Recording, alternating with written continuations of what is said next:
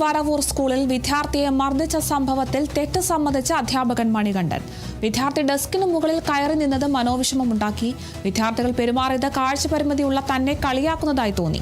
സംഭവിച്ചത് ചെയ്യാൻ പാടില്ലാത്ത തെറ്റായിരുന്നുവെന്നും അധ്യാപകൻ വീഡിയോയിലൂടെ പറഞ്ഞു. മറ്റൊരു അധ്യാപിക അറിയിച്ചപ്പോഴാണ് കുട്ടികൾ തന്നെ കോമാളിയാക്കുന്നതായി മനസ്സിലാക്കിയത്. പെട്ടെന്നുണ്ടായ മനോവിഷമത്തിലും ദേഷ്യത്തിലുമാണ് കുട്ടിയെ മർദ്ദിച്ചതെന്നും മണികണ്ഠൻ പറഞ്ഞു.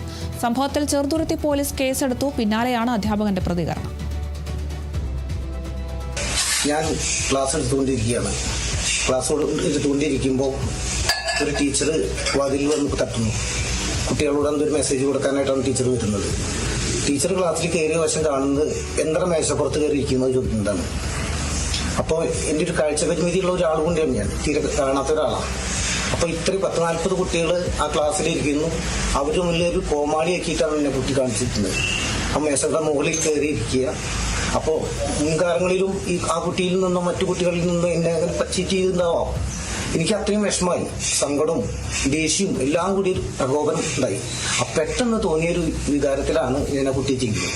ചെയ്യാൻ പാടില്ലാത്താണ്, പറ്റിപ്പോയി. അല്ലാതെ ഒരിക്കലും ഒരു വൈരാഗ്യ ബുദ്ധിയോട് കൂടിയിട്ട് കുട്ടിയോട് ചെയ്തതല്ല. അതേസമയം കുറ്റക്കാരനായ അധ്യാപകനെതിരെ നടപടി സ്വീകരിക്കണമെന്നാവശ്യപ്പെട്ട് SFI പ്രതിഷേധ മാർച്ച് സംഘടിപ്പിച്ചു. വള്ളത്തോൾ നഗർ ഏരിയ കമ്മിറ്റിയുടെ നേതൃത്വത്തിലാണ് മാർച്ച്. വരവൂർ LP സ്കൂൾ പരിസരത്തു നിന്നും ആരംഭിച്ച മാർച്ച് ഹൈസ്കൂളിന് മുന്നിൽ വെച്ച് പോലീസ് തടഞ്ഞു.